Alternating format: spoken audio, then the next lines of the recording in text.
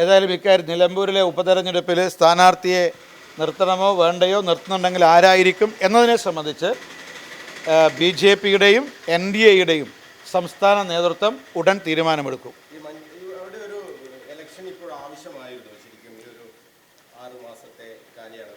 വളരെ പ്രസക്തമായ ചോദ്യമാണിത്. ഈ തെരഞ്ഞെടുപ്പ് നിലമ്പൂരിലെ ജനങ്ങളുടെ തലയിൽ അടിച്ചേൽപ്പിച്ച അനാവശ്യമായിട്ടുള്ള ഒരു തെരഞ്ഞെടുപ്പാണ്. വരുന്നൊരു 6-7 മാസങ്ങൾക്കകം കേരളം ഒരു പൊതു തെരഞ്ഞെടുപ്പിനെ നേരിടാൻ വേണ്ടി പോവുകയാണ്. അസംബ്ലി തെരഞ്ഞെടുപ്പ് നടക്കാൻ വേണ്ടി പോവുകയാണ്.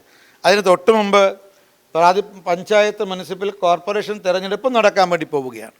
അത്തരമൊരു സമയത്ത് ഒരു ആവശ്യവുമില്ലാതെ ജനങ്ങളുടെ തലയിൽ അനാവശ്യമായിട്ട് അടിച്ചേൽപ്പിച്ച തെരഞ്ഞെടുപ്പാണ്. കേവലം ഒരു വ്യക്തിക്ക് LDFൽ അവർ മന്ത്രിസ്ഥാനം വാഗ്ദാനം ചെയ്തു, കൊടുത്തില്ല. അതിന് പകരമായിട്ട് UDF മന്ത്രിസ്ഥാനം വാഗ്ദാനം ചെയ്തു. അതിൻ്റെ അടിസ്ഥാനത്തിലാണ് ഈ അവിടുത്തെ നിലമ്പൂരിലെ നിലവിലുള്ള MLA സ്ഥാനം രാജിവെച്ചത്.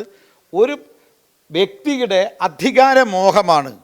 ആ അധികാരമോഹത്തിന് കേരളത്തിലെ 2 മുന്നണികളും നൽകിയിട്ടുള്ള പ്രോത്സാഹനമാണ് ഇത്തരം അനാവശ്യമായൊരു തെരഞ്ഞെടുപ്പിലേക്ക് നിലമ്പൂരിലെ ജനങ്ങളെ വലിച്ചിഴച്ചത്. തീർച്ചയായിട്ടും ഈ വൃത്തികെട്ട LDF UDF രാഷ്ട്രീയം കേരളത്തിലെ ജനങ്ങൾക്ക് ബോധ്യപ്പെടും.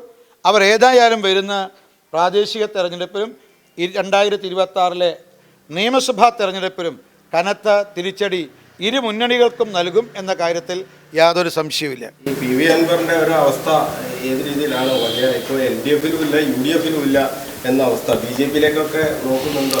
അദ്ദേഹത്തിന് പെരുവഴിയിലാണെന്ന്, അദ്ദേഹത്തിൻ്റെ ഭാവി പെരുവഴിയിലായിരിക്കും എന്നുള്ളതാണ് ഞങ്ങൾക്ക് തോന്നുന്നത്.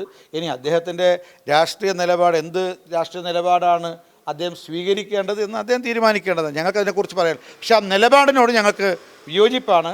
പക്ഷേ അത്തരമൊരു നിലപാടെടുക്കാൻ അദ്ദേഹത്തെ പ്രേരിപ്പിച്ചത് ഈ LDFൻ്റെയും UDFൻ്റെയും അധാർമികമായിട്ടുള്ള രാഷ്ട്രീയമാണ്. BJPയിലേക്ക് വന്നാൽ സ്വാഗതം ചെയ്യും? അല്ല, അതിനെക്കുറിച്ചൊന്നും ഞങ്ങളിപ്പോൾ ചിന്തിക്കുന്നില്ല. അത് പിന്നീട് ചിന്തിക്കേണ്ടതാണ്.